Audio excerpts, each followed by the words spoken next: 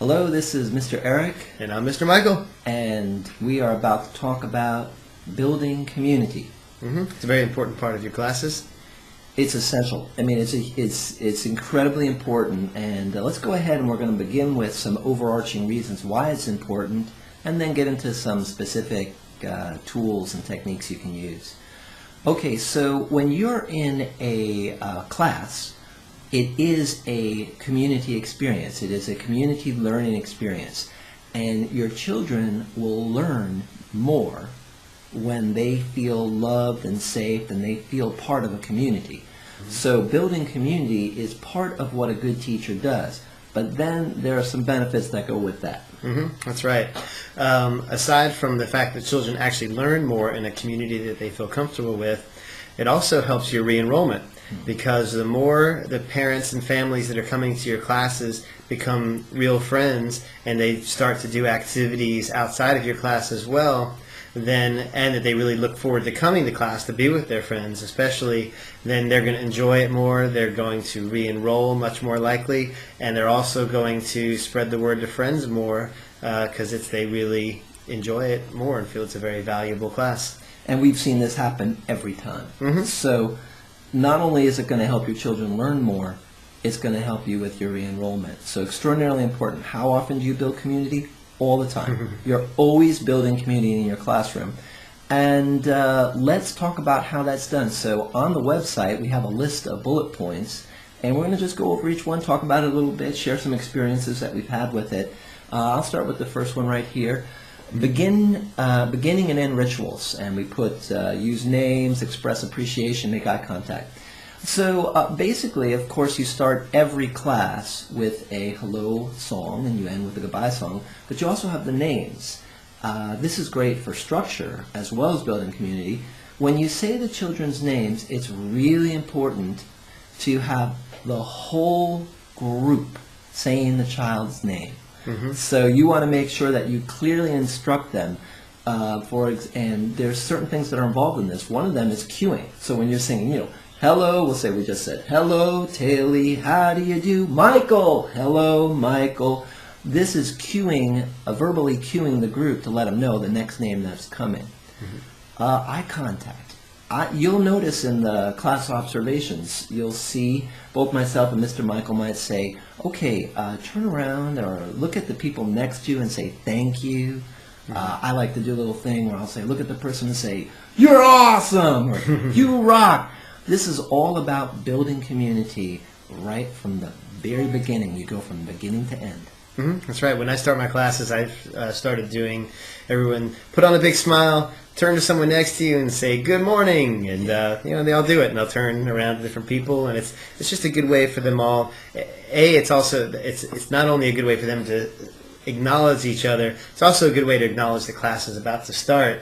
I'll do that before my hello song. So if they've been chattering, shuffling in, still doing stuff, okay, class is starting. Let's all gather in a circle. Of course, gathering in a circle is an essential part, and that actually creates community too, just right there. Also, yeah. And then having everybody smile and turn and say hello to each other, and then you start your hello song. Or you can do further rituals if you like. You can do more community building. You would keep doing it until you felt the community has been built. Like you can do as little or as much as necessary. What I also think is fun, what a lot of people don't realize, is it's okay to tell people, okay, I want everyone to sit up really straight. I want you to smile. I want you to go ahead and look at the person next to you. You can hold your eye contact until they're a little bit uncomfortable, or whatever it takes. Whatever it takes, you want them to be looking at each other. You want them to be smiling at each other. You want them to be saying thank you to each other. You want them to be saying the children's names.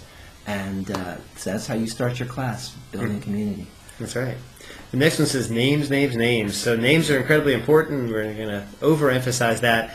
You're going to use names when a child walks into class with their parents. You go, hi, Johnny, so good to see you. I'm so happy you're here. Right away, as you start the class, of course, you do your hello song, which has everybody's names in it. And throughout the class, I'm always using children's names, whether it be during cleanup time. We all say, yay, so-and-so, for when they're putting away their sticks or their egg shaker, etc. You want everybody to be praising the children during songs like in Old MacDonald, for instance, when people guess animals. As soon as a child guesses an animal, I have the class say, "Yay, so-and-so." Just we really want to know their names, say their names over and over again. And you also want to know the parents' names. Just in general, for when they come to class, you want to also say hi to the parents' names if you can. You want to know your parents so that when they call you or when you get an enrollment question through email, for instance, you want to know who everybody is. So these are things that the more you know the parents and the more you get everybody to know each other's names, you're going to have a stronger community. It takes headspace, it takes time, and it's totally worth it. That's now, right.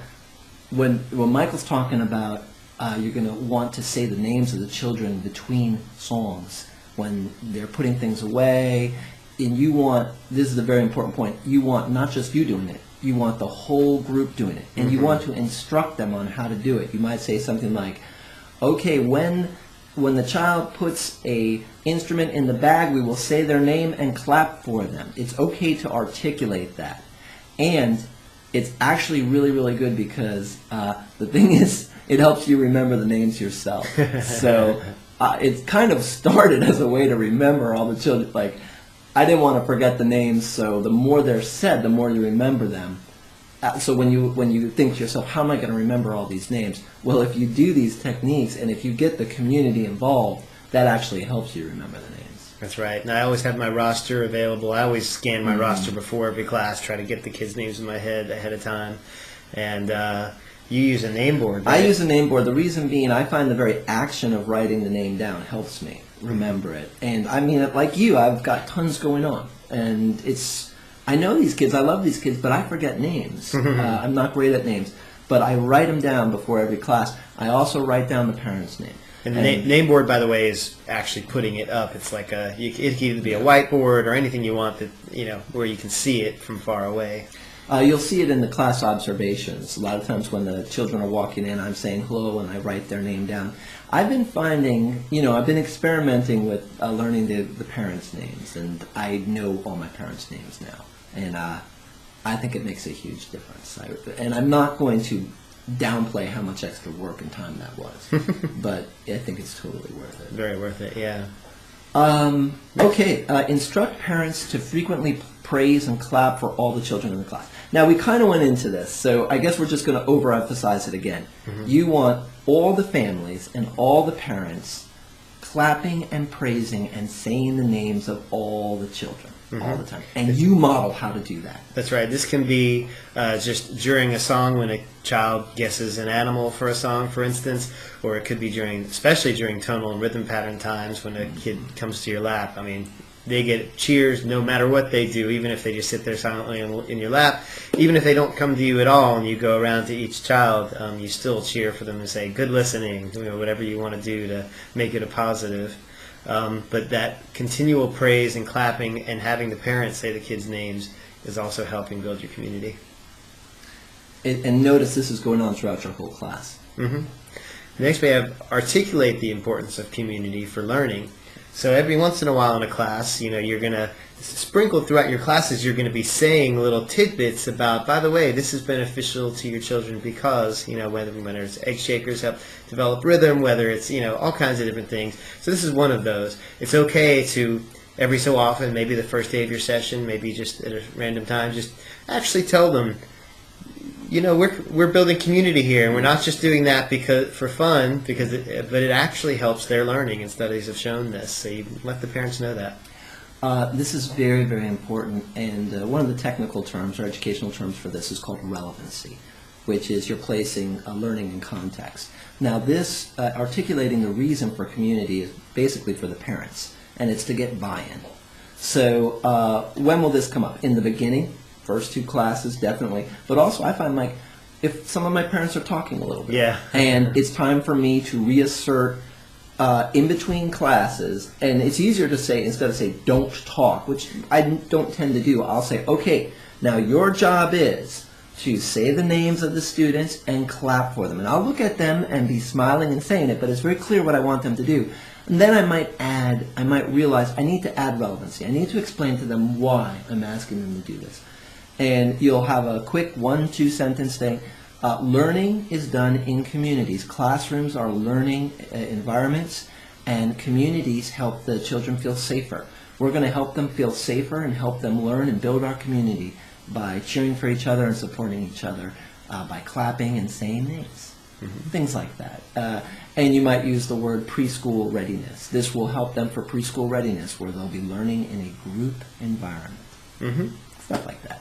Yeah. All right. Guided interaction of families with each other. Now, that's kind of, we've already really been talking about that. That's more of a general heading. But what that basically means, we want to use the word guided. You're instructing people on what to do.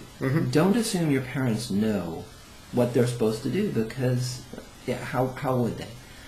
So if you want them to clap and say the names, you explain and you model. I'd like everyone to clap and say the names of the children. If you would like them to smile at each other, you say, okay, we're going to curl our lips like this. The more specific the instructions, the better. Yeah. And look at each other. We're going to point and say, you're awesome, or whatever it is. Make it guided. Make it clear. Instruct it. That's right, and you'll find if you do a lot of that at the beginning of a session, the parents will just keep up the momentum and do it without you having to say it throughout a class session. But if if the session continues and you find that some of that is fading away, then you can reinsert those the guided interactions again, just to keep that going, because that's important. You always want a certain amount of structure and instruction, and you increase or decrease it depending on what's going on in your class, especially when it comes to community building. Encourage parents to arrive early and stay after to socialize. Okay, now, once again, building community, you might say, oh, I built community, now they talk all the time. But what you have to understand is, and we talked about this in other sections, so I'll be brief, your parents are often socially isolated because they have small children, and they crave peer interaction, and there's nothing wrong with that. And they like each other, and there's nothing wrong with that. So you want to give them an alternative. If you're basically saying, we are not going to talk, we're not going to chit-chat here. We're going to praise and clap, and all moments of class are educational. But you should give an alternative. And the alternative, please arrive early and socialize. Sometimes there's actually lobbies or playgrounds where you can do that. Please stay late. And please get together. I don't think we had that in there, but we also encourage them to do play dates, email each other, talk to each other. So encourage your parents to become friends, and for the children to become friends. That's right, but to do so before or after class. Another thing on the list is email your parents with news, events, and educational tips. And TLG will do this as well. So if you have, for instance, if you're doing a community concert, if you do concerts, let the parents know. If there's something of interest that you think your parents might enjoy, some kind of, children's festival, or if there's a nearby park that's having a festival and you're going to have a booth there, or things like that, or even if it doesn't relate to you specifically, if you think it's something they'll enjoy, let them know these things, either, during the announcements after the lullaby in a class, or through emails, or, and that's a good way to keep up with people and keep them together. You don't even have to go to the event. If you're not the one giving it, just the fact that some of your parents will get together and go to this event is so cool. And what will happen is they will become friends, and they will start to sign up together, and they will tell their other friends. And you may want to think about actually having an event every so often. We both do anyways because we're professional performers. But if you're not a professional performer, you might want to think about having a performance once a season or something. Yeah, it could basically be a music class on steroids. You just you basically bring maybe more of a speaker system. You can just lead the class. It'd be a bigger group, and you can use your teacher tracks if you like. You can, if you play an instrument, even better. And you just get the whole crowd doing things. And of course, certain songs you wouldn't be able to do. You wouldn't do egg songs at a concert if you've got 50 families out there. You probably don't have enough egg shakers for them. So you choose the songs. Shaking can be done like this. Take the shake concept and adapt it, make it work. Another training we'll have eventually on how to do a performance with TLG material. So anyway, I think that covers All right. building community. So I hope that all of you teachers will also build community yourselves, because you're going to help each other learn too. Good teaching. Happy fun. Happy fun. Happy fun. Oh, have your fun or happy fun? I said happy fun. That I was like really happy good. fun. You know, we always say good teaching at the end of every video. You must be tired of it by now. I'm going to say happy fun too. Happy fun.